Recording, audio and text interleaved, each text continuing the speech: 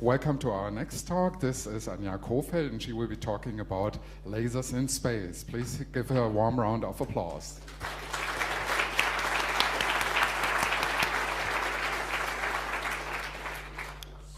Yeah, hello everybody. I also would like to welcome you to my talk. As the angel already said, it's about lasers in space, and they are just more than just pew pew. So that's what I want to talk about. I'm a scientist at the Ferdinand Braun Institute in Berlin, and I'm a member of the Quantus project group. The Quantus project has its main goal to build an optical atom interferometer in space. And yeah, we started at the drop tower in Bremen, and now we're heading toward our sounding rocket, which shall be launched in the November next year. And in order to build this atom interferometer, we have to cool down atoms, and for that we need semiconductor, or we need lasers at a specific wavelength, and my job in this project is to build these laser modules. So now you know what I'm doing. My motivation for this talk today is, at first, lasers are cool. I think everybody will agree about that. I hope so. In the past years, there have been a lot of projects concerning lasers. For example, building laser cutters, building laser projectors, or pimping your laser pointer to a laser gun, burning stuff. There's some pictures I found on the web. And then there's the space side. This whole space stuff, it got more and more affordable in the previous years. There are more and more private activity in the space sector. For example, private companies building launching systems, but there are also a lot of student and university programs to build their own satellite to make science in space, science in microgravity. And I think when you just follow this, development, there also will be more, there also will be some hacking in space possible in the next years, I guess. There's also a personal motivation. Whenever I tell somebody that I'm building lasers for space applications, there's always this, oh, you're building orbital death lasers. No, I don't.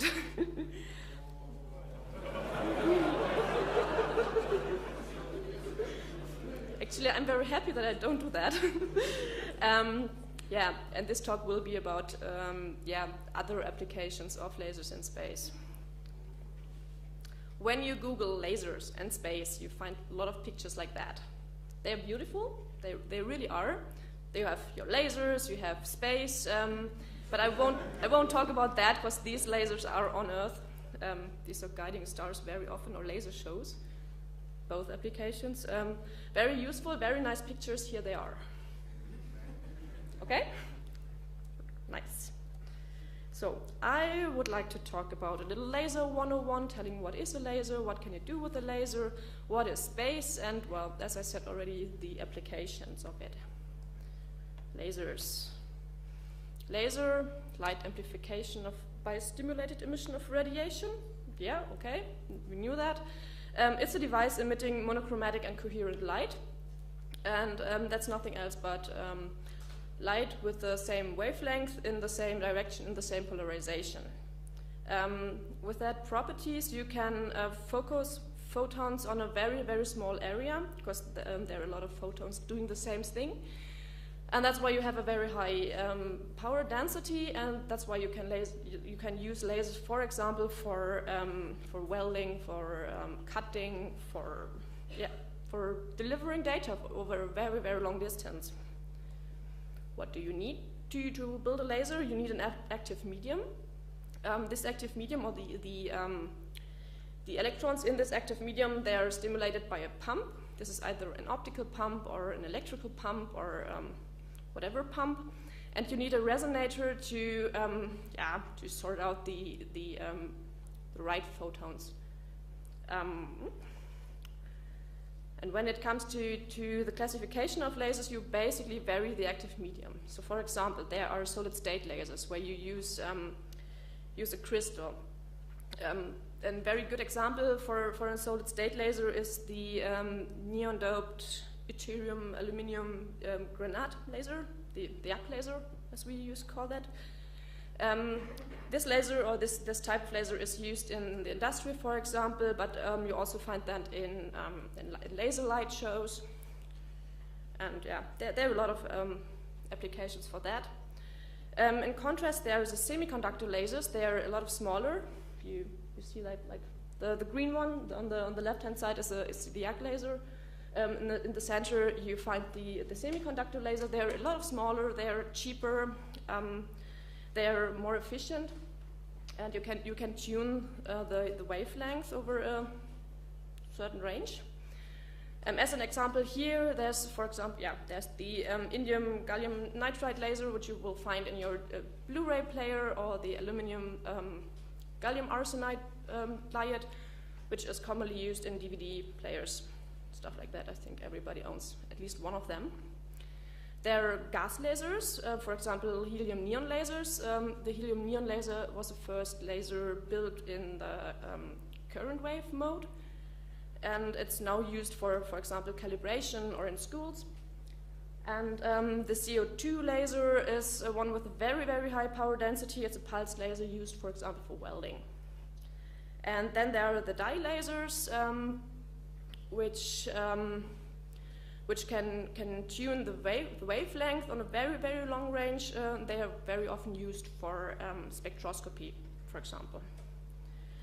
So whatever you want to do, you have to choose your laser or your laser type with your application. And they vary a lot in their output power, in their mode, whether they are pulsed or not pulsed, in their wavelength, but also in their size and complexity. Yeah, and you just have to choose the right one. And this is important, especially when we are going to space. Here are some common applications for lasers. You use them in measuring, in optical data transmission. They're used in the multimedia sector and also in the production sector, you call it, but not only at home or in industry or in medicine, but also in space. So space, here we are. The common definition of space is 100 kilometers above the sea level. But whenever there's, for example, an Apollo astronaut, when they're talking about space, they're talking about 50 miles, which is an older definition of space, based in the US. You can go to space via satellite. You have the space station. Very often, or sometimes at the space station, you have an operator, like a person operating your experiment. Might be useful. There had been orbiter experiments. Sorry. Especially in the times with the space shuttle. And there are sounding rockets, which are rockets going up to approximately 1,000 kilometers max and falling down, but in the meantime you can perform experiments in zero gravity. Why do you want to go to space? Well, there are a lot of reasons. For example, the observation of distant galaxies, of the Earth's weather. There are communication satellites just to transfer data. You want to perform science up there, for example, because of the lack of gravity or the lack of atmosphere. There's navigation, and there's also the military purpose. So can't deny that. But it's not that easy going to space. Whenever you want to go there are a lot of restrictions. For example, the size and the weight. When you want to launch something into space, you have costs approximately $4,000 to $5,000 a kilo. Although this price is decreasing, but it's still high enough. You're very limited in your power consumption because you don't have everything, it's a closed system, right? You have your solar panels, but that's it. And sometimes some other energy sources which may disappear after a while. Everything you want to send up there has to survive the launch, and sometimes it has to survive the landing when it's falling or when it's coming back to Earth. There are applications where you might use that. Very often there's no operator, like no one pressing buttons. So everything has to run autonomously, and your stuff needs a quite long lifetime because you don't want to switch some parts once a year on a satellite.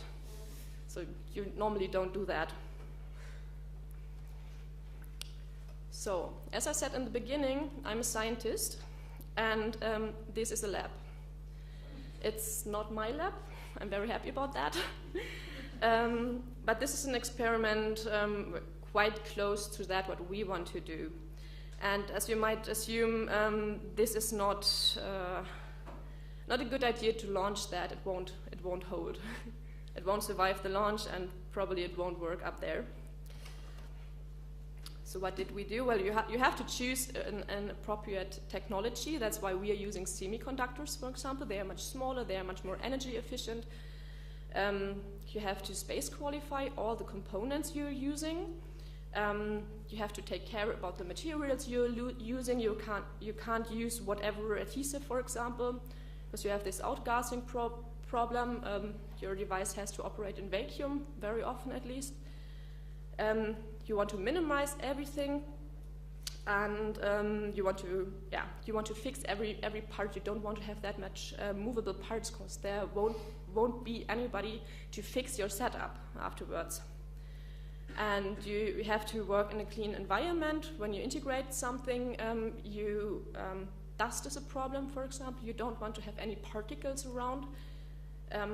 You have to test and characterize everything, and once again, again. And you have to document everything, like more than everything. So these are some pictures of my lab. On this side, you see a characterization setup. In our lab, it's not a clean room yet, because we are not working on a satellite mission. It's just a sounding rocket. But we wear these funny lab coats and these funny hats. So maybe you see that person there in the middle. It's a colleague of mine. If you see that, hello. And on the other side, it's the integration station of our lasers, and some setup around to characterize everything. So just to show the result of our effort, it's a semiconductor based master oscillator power amplifier. On a size like that. It's like 8 centimeters long and 2.5 centimeters wide. It has no movable parts, and it hits a specific wavelength, because we need that for our application. We want to cool down rubidium. And it has an output power greater than 1.2 watts. So how much is that? Well, a laser pointer has 1 milliwatt. An illegal laser pointer has 100 milliwatt, and this is 10 times stronger. And the efficiency we have now is 22%. When we fuck off the wavelength, when we don't care about that at all, then we can achieve even higher efficiency and a higher output power. But in our application, the wavelength is mandatory. So now, when it comes to testing, you need some documents telling you what to test and how to test, and so on. So there are a couple of standards, and most of the standards are based in the military sector. The standard which is very important for us is, for example, the MIL standard 883, which describes test methods of microcircuits, and that's a really huge document. It's about 640 pages thick, and it describes the purpose of a test, the apparatus, the test conditions, and the procedure and the failure criteria of environmental tests, of mechanical tests, and of electrical tests. So in this picture down there, you see our laser system. The silver tube is the entire laser system we have in our experiments. It contains 8 lasers and a spectroscopy module and a switching module. And this setup is on a shaker. So here we are performing the random vibration test on acceptance level, and we passed. So I'm also very, very happy about that. And of course, there are a lot of more tests we have to perform, but it looks good, so wide. So now we have our hardware. What else can we do with that than building weapons and atom interferometers? Of course, we have the interferometry is a very, very common application. Just to name the LIDAR system, it's a combination of radar but with light. And this one is used for as altimeter, for example, or to map surfaces, for example, of distant planets, of the moon, of the Earth, whatever. Systems are used. They're working well. They're sending out a beam and they're analyzing the reflected beam concerning the phase shift, and then they know how far the reflector is gone, how far it is away, and yeah, with that you can measure very precisely the distance. And it's you need that, for example, in docking operations. In the picture up there, you see the ATV satellite docking to the space station. I think it was in 2007. You have several other satellites, for example, mapping the planet. And there's also another mission I would like to point out. This is the LISA mission, which wants to measure gravitational waves. Unfortunately, the LISA project got cut down, and now it's just LISA Pathfinder, a proof of concept mission which is scheduled in 2015. But there are, of course, a lot of more applications. I just picked out some which I find interesting. Spectroscopy is also a very, very nice application. When it comes to spectroscopy, you analyze the beam concerning of the absorption or relaxing photons coming back. So you're also sending away a laser beam, and it comes back, and you simply look what is coming back, and with that you can analyze matter or the chemical composition of matter around. For example, on Curiosity, the Mars rover, they're looking for methane gases by spectroscopy, so they have at least 2 spectrometers on board of this little guy. And another application which gains more and more importance in space are optical atomic clocks.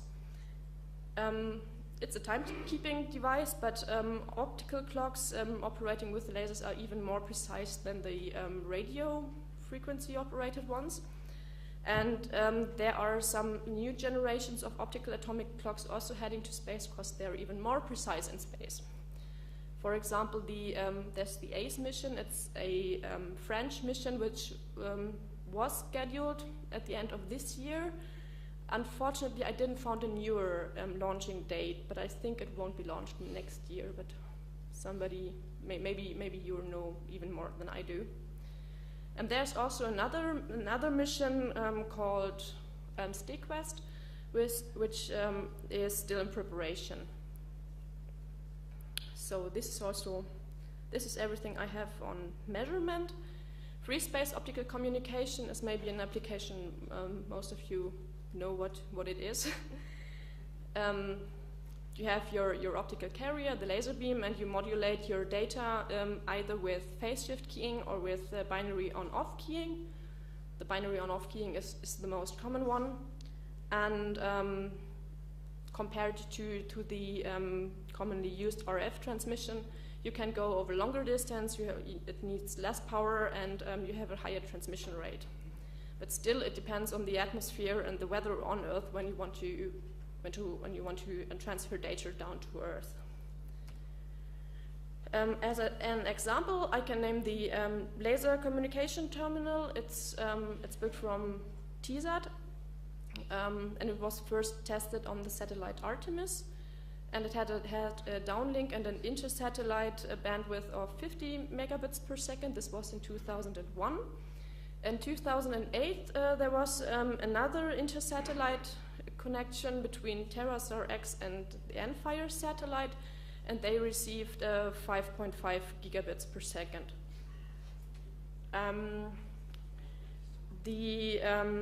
There's also another US mission currently ongoing. That we have it's called the Lunar Laser Communication Demonstrator mission on the Lunar Atmosphere and Dust Environment Explorer. This was launched in September this year, and in October they received a downlink of 622 megabits per second. So this is state of the art right now.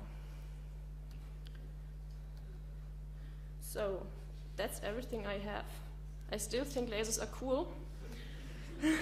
and I hope you agree with me that there are a lot of applications for lasers in space, and I also think that reaching space is challenging, but it's not impossible. So it's pretty doable actually. There are some initiatives for non-professionals or for I'm not sure how to call that for everybody. There, for example, the amateur radio satellite organizations, they are worldwide. There are, for example, the Rexus-Bexus experiments. These are sounding rocket and balloon experiments for students. There are, for example, the CubeSat projects, which are, they designed satellites of the size of 1 liter, like that size. And they can go as piggyback payload, for example, on commercial satellites.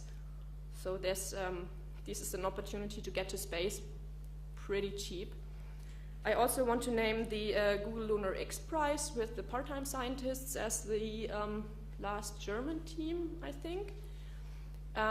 They want to build a lunar rover, and there are also a lot of other initiatives and projects which you can find. Thank you.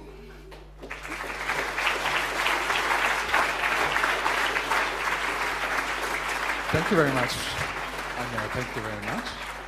Now, if you have questions, could you please line up at the microphones here so we can record it. Our signal angel, do we have questions from the internet? No, not right now. Okay, then let's start with microphone 1. There's basically one thing. The French device is going to be launched in 2016.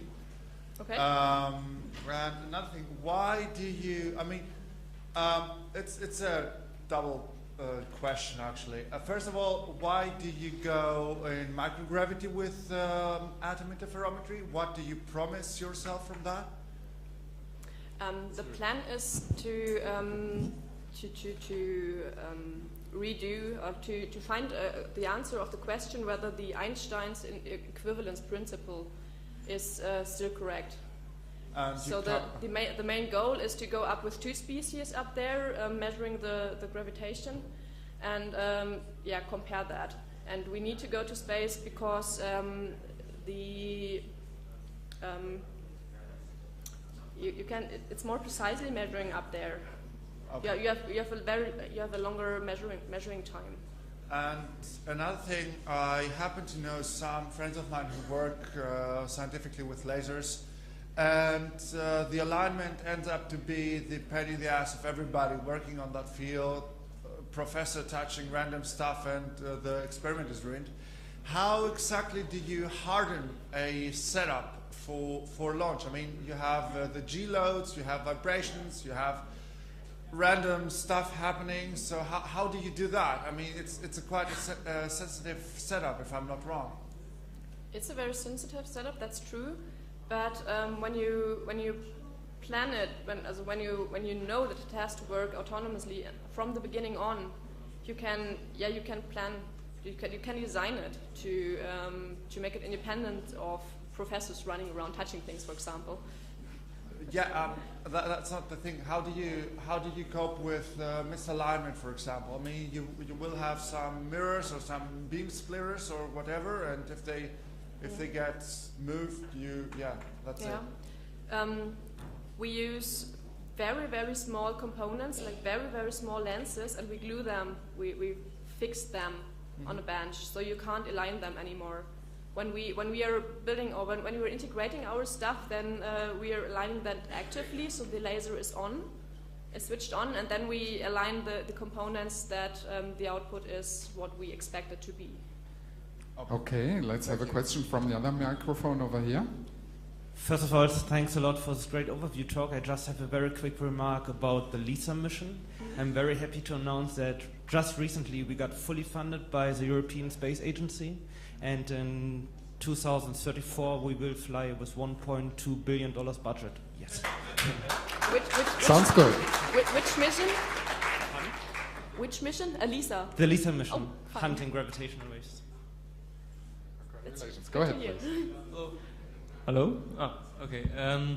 My question is about how do you, when you shoot something up and make an experiment, you probably won't shoot one satellite for only your project. So are you working together with other departments, and then you, like, everyone gets 1 square meter for his experiments, and then you shoot them up, and all experiments run independently on one satellite? It depends on what you're doing. Okay. In our experiment, we have one rocket just for our experiment, but it's not just a Ferdinand Braun Institute building that stuff. It's a cooperation of a lot of institutions and universities. And when it comes to these satellites, experimental satellites, they very often go as piggyback payload. That means you have a commercial satellite, for example, a communication satellite, which is launched anyway, and they're normally much smaller, so they're sitting just on the side and wait for the launch. When you're talking about piggyback payloads, don't you have some problems with the whole space trash problem? That's because you can't just say people can go and shoot stuff up there if there's one space trash problem anyway. I'm not sure I got the question. You say, for example, I could just build something and shoot it up as a piggyback payload. Well, it's unfortunately not that easy, of course. Okay. But it's not impossible. Like some years ago or some decades ago, it wasn't possible for a private person to even think about building your own satellite. Okay. So, but you need some funding. You need a group basically, and maybe you're lucky and you get to your goal at the end. So I can't just, if I get it to build a rocket myself and shoot it up, is it allowed? It just from the law? I don't think so. Okay. Okay. I have one question. Go ahead. You mentioned the mission concerning analyzing the moon dust and this moon mission, but you didn't mention who are the partners. Is this a project by ESA? Is this a project by cooperation of several agencies, or the private? It's a NASA project. Pardon? NASA, the US. Also a NASA project, thank you. Yeah. And then another question, since a lot of the clicks come down by gigahertz, and those missions, those frequencies are also reserved for astronomers. Do you have some feedback from the astronomer community, how they are they concerned that their frequency will be less and less, more laser communication we will get, also other optical communication or other laser applications? What's the standing point of the astronomy community, because they are using also the high frequencies in the gigahertz, 5.5 gigahertz? I have no feedback on that. Okay, any more questions from the internet? How about our signal angel? No questions from the internet. Okay, then Anja, once again, thank you very much.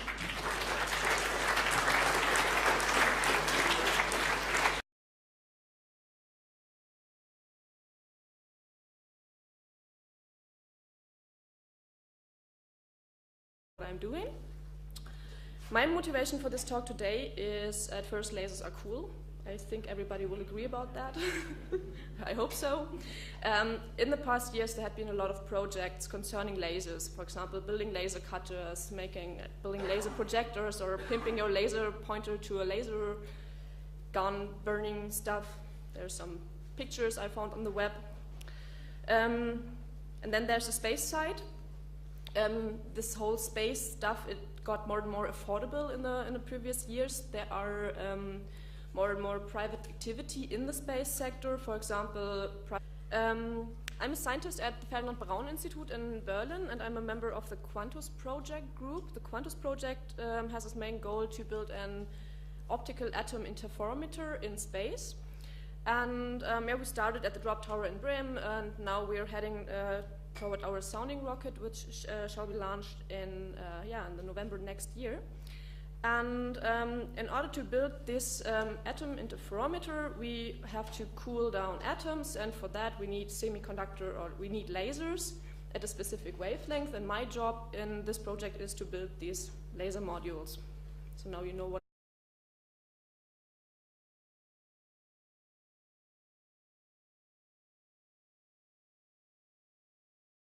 Welcome to our next talk. This is Anja Kofeld, and she will be talking about lasers in space. Please give her a warm round of applause.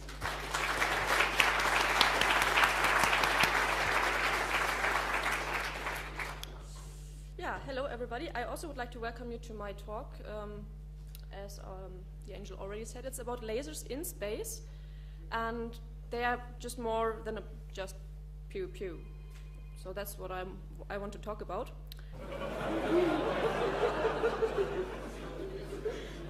Actually, I'm very happy that I don't do that. Yeah, and this talk will be about other applications of lasers in space. When you Google lasers and space, you find a lot of pictures like that. They're beautiful, they really are. You have your lasers, you have space, but I won't talk about that because these lasers are on Earth. These are guiding stars very often, or laser shows, both applications. Very useful, very nice pictures, here they are. Private companies building launching systems, but there are also a lot of student and university programs to build their own satellite to make science in space, science in microgravity. And I think when we just follow this, development, there also will be more, there also will be some hacking in space possible in the next years, I guess. There's also a personal motivation. Whenever I tell somebody that I'm building lasers for space applications, there's always this, oh, you're building orbital death lasers. No, I don't.